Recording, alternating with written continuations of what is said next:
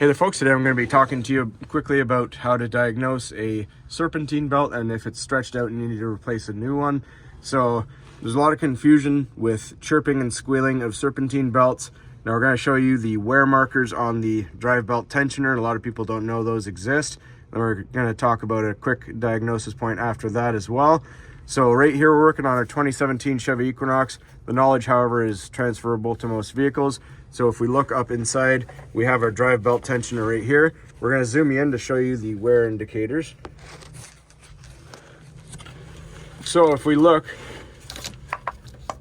you have one tick right here, and then you have two ticks right here. Those are the wear indicators. So this seam that you see going down here is the pivot point for the tensioner. The tensioner is pushing down on the belt.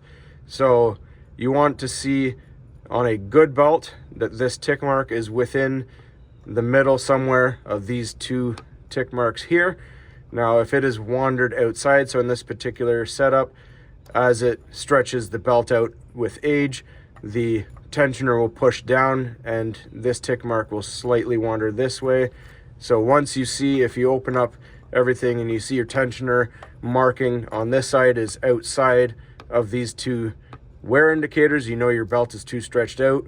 Once you put a new one on, then just double check, make sure that you have the tick within two, because you might have also bought one that's too big. So if you put it back on and the tick is still outside of the two tick marks here, then you might have got the wrong one. So just double check after you replace your serpentine belt, it's within the wear markers.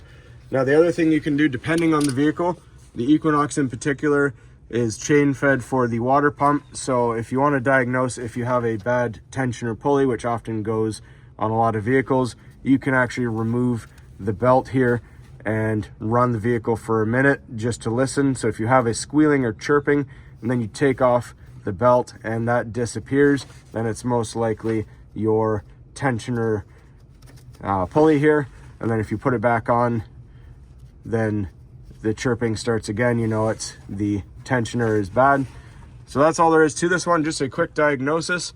So hopefully you found this helpful. Please don't forget to like and subscribe. If you have an Equinox or Terrain, check out the video I'm going to be doing. I'm in the middle of filming how to replace the tensioner on it. I just did one for the serpentine belt as well. So check it out, like and subscribe, and thanks for watching.